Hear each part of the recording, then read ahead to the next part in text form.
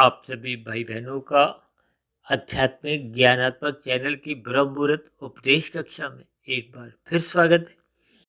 आज की चर्चा का विषय है मनुष्य यानी इंसान। लेकिन मनुष्य से पहले ही हमने बाएं हाथ में देखिए एक पशु शब्द लिखा है और दाएं हाथ में हमने एक देवता शब्द लिखा है। देवता शब्द को हमने देखिए सफेद रंग से दर्शाया है और मनुष्य को एक रंगीन रंग से दर्शाया है और पशु को हमने देखिए काले रंग से दर्शाया है। वास्तव में ये जो तीन स्थितियां हैं ये प्रकृति के तीन गुणों की हैं। अब मनुष्य क्योंकि शास्त्रों में ही कहा गया स्वभाव से ही रजोगुणी है। रजोगुण का अभिप्राय एक साधारण मनुष्य में संसारी पांच भोग्य विषयों के प्रति एक आकर्षण बना रहता है, एक रुझान बना रहता है, एक रुचि बनी रहती है। इसको आप स्थूल शरीर की इंद्रियों का दोष भी शास्त्रों में कहीं कहीं कहा गया है। लेकिन एक साधारण मनुष्य की मन की स्थिति विषय भोगों की ओर एक लोलुपता की बनी रहती है। किसी में ये कम बनी होती है, किसी में ये अधिक बनी होती है। लेकिन जैसे जैसे मनुष्य सत्संग करता है, ज्ञानमय स्थिति में रहता है, अपने जीवन को एक व्यवस्थित करने लगता है, अनुशासन में लाना शुरू कर देता है, तो उसके जीवन में ये विषय भोगों के प्रति एक ज्ञान पूर्वक वैराग्य होने लगता है। यानी कि जब जब मनुष्य का सत्संग के प्रति एक रुझान होने लगता है, ज्ञान में स्थिति उसकी मजबूत होने लगती है और मनुष्य विशुद्ध सत्वगुणी परमात्मा के सम्मुख होता जाता है। क्योंकि विशुद्ध सत्वगुणी सत्ता परमात्मा के लिए कहा जाता है, आत्मा के लिए भी कह दिया जाता है। यानी कि माया के तीन गुणों से जो एक मायातीत की स्थिति है उसको आप विशुद्ध सत्वगुण से भी समझ सकते हो। हालांकि परमात्मा को तो देखिए आनंद स्वरूप सत्ता कहा गया है, जबकि आत्मा आप और हम तो देखिए केवल ज्ञान स्वरूप है। जबकि आत्मा और परमात्मा का एक सजातीय संबंध माना गया, दोनों चेतन तत्व हैं। जबकि माया माया के ये जो तीन गुण हैं ये सापेक्ष दृष्टिकोण से भले ही एक गुण यानी कि तमोगुण से 10 गुना अच्छा रजोगुण है, रजोगुण से 10 गुना अच्छा सतोगुण। इसी तरह शास्त्रों में देखिए 84 लाख प्रकार की ध्वनियों का यानी कि जो एक शरीरों का एक जिक्र आता है। अब 80 लाख प्रकार की तो देखिए तामसी जोनियां हैं। तामसी जोनियों का अभिप्राय देखिए पशु जोनियों से और पशु से नीचे की जोनियां हैं। ये सभी की सभी जोनियां मनुष्य से नीचे की जोनियां कहलाती हैं। इन सभी नीचे की जोनियों को देखिए दंडमय जोनियां भी कहा जाता है, क्योंकि नीचे की जोनियों में कोई भी मनुष्य देखिए खुशी से तो जाना नहीं चाहता, क्योंकि नीचे की जोनियों में दुख अधिक होते हैं। दुख में ही जीवन उनका अधिक होने के कारण ही परमात्मा ने उन नीचे की सभी जोनियों के जीवों को क्रमशः अचेत रखा हुआ है। अब पशु जोनियों में देखिए 30 लाख प्रकार की जोनी है। इस तरह पक्षियों की देखिए 10 लाख तरह की जोनियां हैं। कीड़े मकोड़ों की 11 लाख प्रकार की है। 9 लाख प्रकार के समुद्र में रहने वाले जलीय जीव कहे गए और 20 लाख तरह के पेड़ पौधे वनस्पति जड़ी बूटियां बताई गई। ये सभी कुल मिला के देखिए 80 लाख प्रकार की जो नीचे की जोनियां हैं। ये एक दंडमय जोनियां इसलिए कही गई क्योंकि मनुष्य जोनि का अवसर या जन्म तो तभी मिलता है जब संचित कर्मों में पाप और पुण्य कर्मों की कम से कम तुल्यता रहती है या पुण्य कर्मों की अधिकता रहती है। हालांकि शास्त्रों में ऐसा भी कहा गया जब जब पुण्य कर्मों की अधिकता होती है और मनुष्य की यदि ऊपर की जोनियों में विशेष प्रकार के सुखों को भोगने की इच्छा बनी रहती है तो फिर ऊपर की जोनियों में भी उसको जाने की एक अनुमति होती है। ये एक पुरस्कार रूप में सात्विक जोनियां मानेगी। इसीलिए तो देखिए इन सात्विक जोनियों को शास्त्रों में देखिए देवता क्रमशः जोनि से एक संबोधित किया गया। और हम सभी भाई बहन तो देखिए मनुष्य जोनि में, मनुष्य जोनि कहो, इंसान कहो, मानव कहो, सब एक ही बात है। मनुष्य जोनि को ही देखिए एक कर्म जोनि के साथ जोड़ा गया है, साधना जोनि का एक अवसर के साथ जोड़ा गया है। क्योंकि नीचे की जोनियों में पाप कर्मों का नाश होता है, लेकिन बने हुए संस्कारों की स्थिति में परिवर्तन नहीं होता। और ऊपर की जोनियों में पुण्य कर्मों का नाश होता है, लेकिन संस्कारों की स्थिति में वहां भी कोई परिवर्तन नहीं होता। इसका अभिप्राय क्या है कि मनुष्य जीवन पाकर आपके हमारे जीवन में जो पाप कर्मों का कर्माशय और पुण्य कर्मों का कर्माशय भी बनता है। देखिए पाप कर्मों का कर्माशय कब बनता है? जब मनुष्य निषेध कर्म करता है, शास्त्रों में कहा गया ये करो ये मत करो, जिनका मना किया गया वो निषेध कर्म है। जैसे यातायात में देखिए निषेध कर्म करने पे आपके हमारा चलान कटता है, और यातायात के नियमों का जब हम पालन करते हैं तो आपके हमारी एक सुखद स्थितियां बनी रहती हैं, कोई आपका हमारा चलान नहीं करता। ठीक इसी तरह जब जब हम कर्मफल सिद्धांत के अनुसार अपनी दिनचर्या रखते हैं, जो जो कर्मों को शास्त्रों में कहा गया उन्हीं कर्मों को हम धर्मानुसार करते हैं, यानी कि 4 प्रकार के जो पुरुषार्थ हैं, धर्म अर्थ काम मोक्ष। हालांकि मोक्ष का तो देखिए एक मंजिल रूप में पुरुषार्थ है। यदि मनुष्य का जीवन में धर्म प्रथम स्थान पे नहीं रहता तो उसके जीवन में अर्थ और काम बिगड़ने लगते हैं, उसके जीवन में फिर अनीतिगत कार्य होने लगते हैं, यानी कि पाप कर्म होने लगते हैं। क्योंकि हम सभी भाई बहन देखिए स्थूल शरीर में अपने स्तर पर जो जो क्रियाएं करते हैं, उन सभी क्रियाओं का अन्य जीवों पे जब प्रभाव पड़ता है तो फिर वही प्रभाव एक कर्म का रूप धारण कर लेता है। कर्म का रूप धारण करने का अभिप्राय ये है कि अन्य जीवों पे जब अनुकूल प्रभाव पड़ता है तो वो आपके बड़े पुण्य कर्म माने जाते हैं, यदि उन पे प्रतिकूल प्रभाव पड़ता है तो वो आपके बड़े पाप कर्मों का क्रमशः बढ़ता जाता है। इसी तरह मनुष्य मरते दम तक कितने ही कर्म करता रहता है, ये क्रियामान कर्म कहलाते हैं। और कितने ही कर्म हम जो पहले के मनुष्य योनि में कर चुके हैं वो संचित कर्म होते हैं। उन संचित कर्मों में जो कर्म पक जाते हैं प्रारब्ध रूप में आपको में भाग्य के रूप में जन्म के साथ ही दे दिए जाते हैं, यानी कि प्रारब्ध रूप में आपको में जाति आयु और भोग मिलते हैं। जिन कर्मों को हम कर चुके हैं उसके लिए हमें आपको कोई नया कर्म नहीं करना होता। इसका अभिप्राय क्या है कि कभी कभी देखिए हम जन्म के साथ ही बहुत ही अनुकूल परिस्थितियां लेके आते, तो वो पूर्व जन्म के जो एक प्रारब्ध की जो अनुकूल स्थितियां होती हैं पुण्य कर्मों का प्रभाव होता है। और जब जब हम प्रतिकूल परिस्थितियों में आपका हमारा जन्म होता है तो वो पहले के किए गए पाप कर्मों का परिणाम होता है। जबकि संचित कर्मों की स्थिति तो देखिए दोनों ही स्थितियों में, चाहे वो अनुकूल परिस्थितियों में जन्म हो चाहे प्रतिकूल परिस्थितियों में, दोनों ही स्थितियों में कम से कम आपके मेरे संचित कर्मों में पाप और पुण्य कर्मों की कम से कम तुल्यता तो बनी रहती।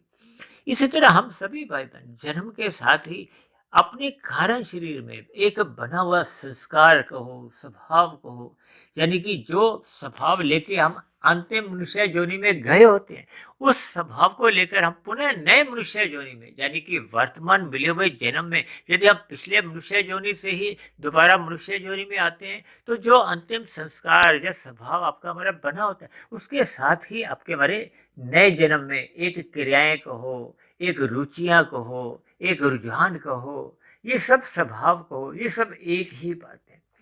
वो सभी स्थितियां फिर नए मनुष्य जीवन में, यानी कि वर्तमान जीवन में फिर जैसा जैसा हम नया संग करते हैं, नया संग का अभिप्राय क्या है, ये जो 3 प्रकृति के 2 गुण हैं, तमोगुण रजोगुण और सतोगुण, इसीलिए तो बार बार कहा जाता है कि मनुष्य को अपने मिले हुए जीवन में सत्संग करना होगा।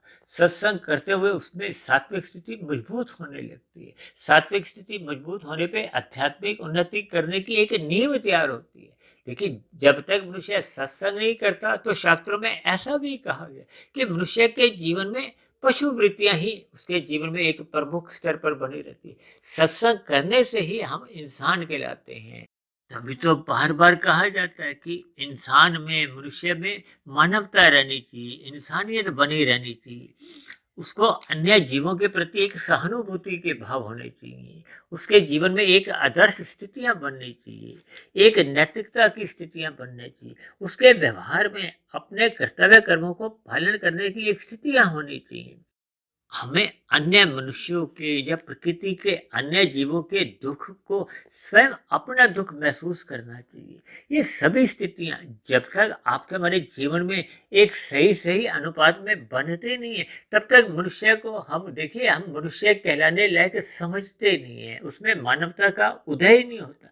यानी जब तक आपके हमारे जीवन में अन्यों के प्रति एक सहानुभूति कहो, परोपकार की स्थितियां कहो, एक उदारता की स्थितियां नहीं होती तब ऐसी स्थिति विशेष में मनुष्य एक पशु तुल्य माना जाता है। इसलिए तो बार बार कहा जाता है कि मनुष्य को पशु वृत्तियों से ऊपर उठने, और यह ऊपर उठने का एकमात्र स्थिति क्या है कि जब मनुष्य सत्संग करता है।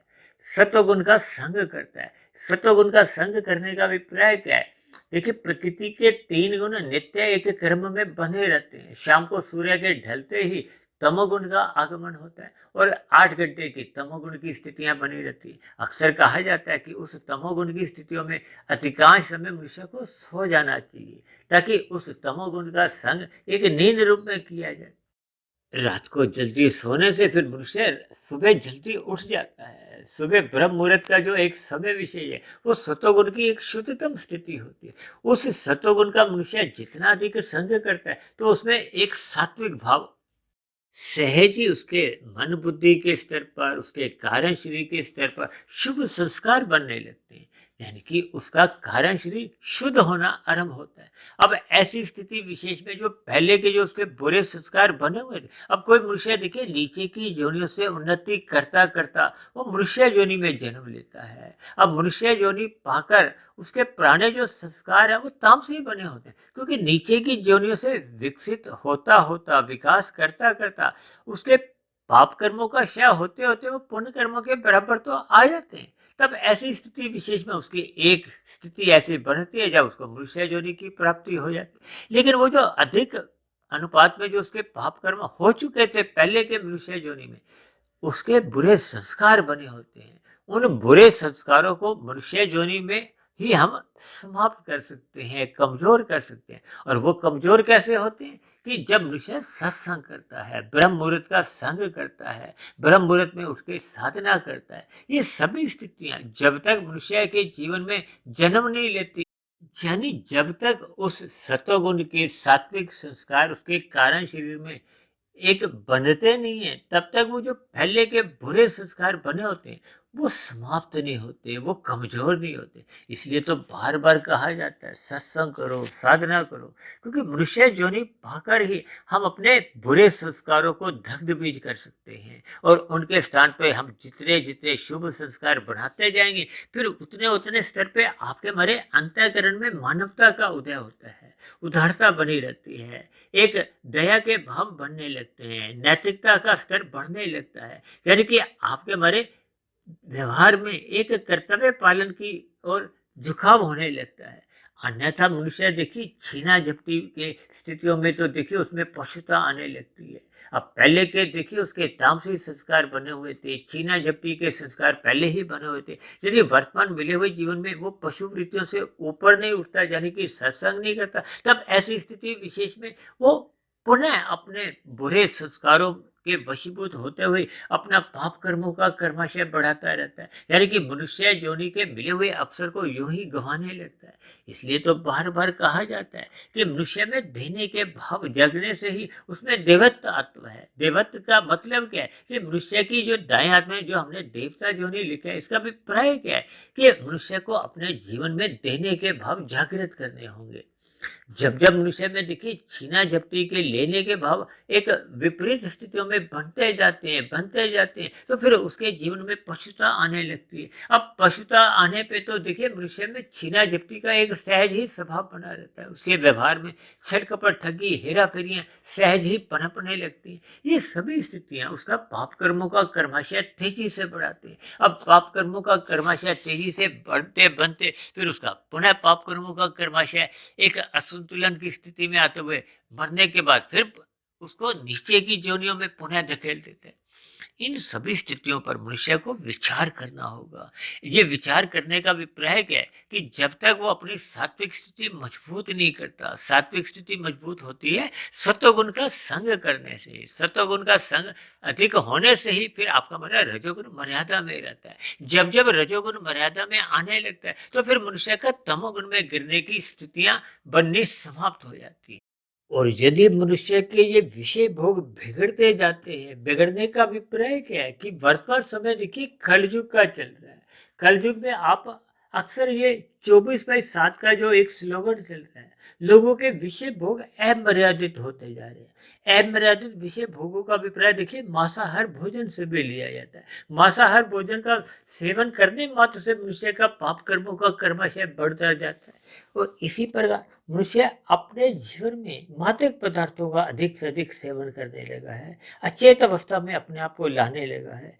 ये आज वर्तमान समय में देखिए गुटखा, विभिन्न प्रकार के जो एक मादक पदार्थ मुंह में चिबाते हुए मनुष्य इधर उधर गंध भी फैलाता है और अपने आप को एक अचेत की स्थितियों में भी लाता है। अचेत की स्थितियों में आने का अभिप्राय क्या है कि उसका कारण शरीर में जो पहले के भी शुभ संस्कार जो बने हुए थे वो भी क्रम से कमजोर पड़ने लगते हैं। जब जब कारण शरीर में शुभ संस्कार कमजोर पड़ने लगते हैं उनके स्थान पे फिर राजसी और तामसी संस्कारों की प्रधानता बनती जाती। ये सभी स्थितियां मनुष्य का कारण शरीर में अधोगति की स्थितियां उत्पन्न करने में सहायक बनती जाती है। मनुष्य के मन बुद्धि के स्तर पर फिर बुरे बुरे विचार आने लगते हैं क्योंकि मनुष्य जब जब अधिक विषय भोगों में लिप्त होने लगता है तब उन स्थितियों को वो निरंतर अपने जीवन में बनाए रखने के लिए यानी कि सुख सुविधा स्वाद सम्मान सत्ता आदि की विषय भोगों को लिप्त रहते हुए उसमें विभिन्न प्रकार के अनीतिगत कार्य सहज उसके जीवन में आने लगते हैं। वो अन्य मनुष्यों के साथ छल कपट ठगी हेरा फेरी करने लगते हैं। ये सभी स्थितियां मनुष्य के जीवन में देखिए पशु वृत्तियां उत्पन्न करती हैं, यानी कि मनुष्य अपने मिले हुए जीवन का सदुपयोग न करते हुए दुरुपयोग करने लगता है। ये दुरुपयोग करने का अभिप्राय क्या है? ये जो हमने इंसान योनि के नीचे जो एक प्रश्न चिन्ह लगाया है, यानी कि उसको दाएं हाथ में देवत्व की ओर जाना है, अपना सत्वगुण बढ़ाना है।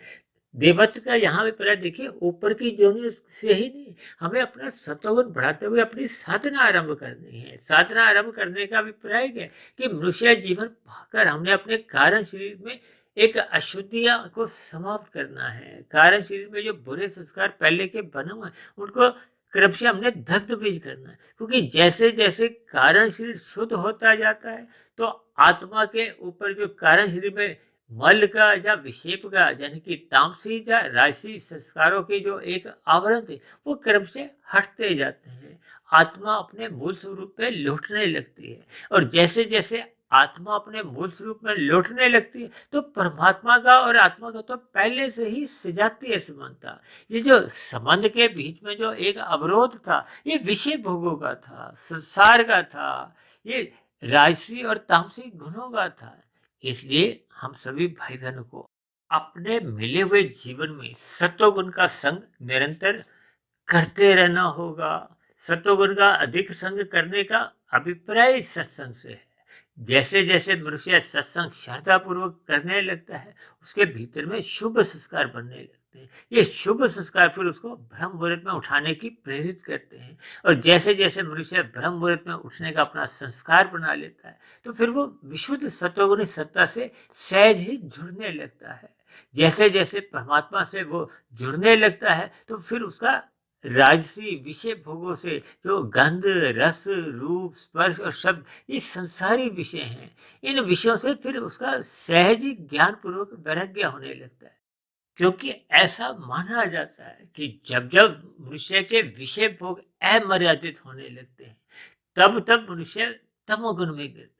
इसलिए तो भगवान श्री कृष्ण ने गीता में अर्जुन के रथ के जो 5 घोड़े हैं वो 5 भोगी विषय हैं, उनकी लगाम अपने हाथ में रखते हुए यही एक संदेश दिया कि मनुष्य को अपने मिले हुए जीवन में परमात्मा की शरणागति बनानी होगी, निरंतर सत्संग करते रहना होगा, गुरु के प्रवचनों को सुनना होगा, निरंतर स्वाध्याय करते रहना होगा। ये सभी स्थितियां जब आपके हमारे जीवन में निरंतर एक दिशा में बनी रहती है तो मनुष्य का फिर विषय भोगों की गलियों में आवारागर्दी रुक जाती है और ये आवारागर्दी रुकने से फिर मनुष्य सहज ही पाप कर्मों से बचा रहता है।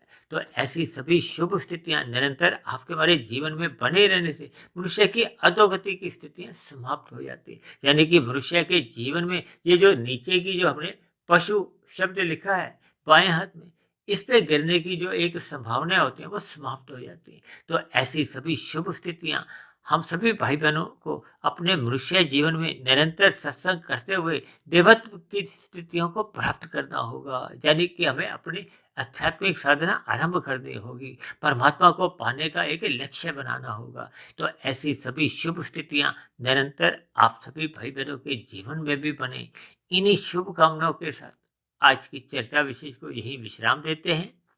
शाम को फिर मिलते हैं संध्या बेला ज्ञान कक्षा में। तब तक आप अपने आध्यात्मिक मित्र सुधीर भाटिया फकीर को इजाजत दें। वीडियो संबंधित आपके प्रश्नों का, आपके सुझावों का या मेरी कही गई बातों पर यदि आपको कोई शिकायत हो, आपत्ति हो, तो नीचे दिए गए कमेंट्स बॉक्स पर आपके प्रश्नों, सुझावों के साथ साथ शिकायतों का भी सदा ही स्वागत है। तो चर्चा विशेष को सुनने के लिए आप सभी भाई बहनों का बहुत बहुत धन्यवाद।